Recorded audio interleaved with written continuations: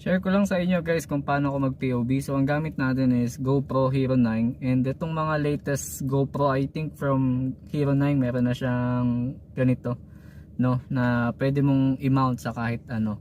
And then ang ginagamit natin is head strap na katulad nito. Tapos susuksok lang natin yan dito. And then syempre ito,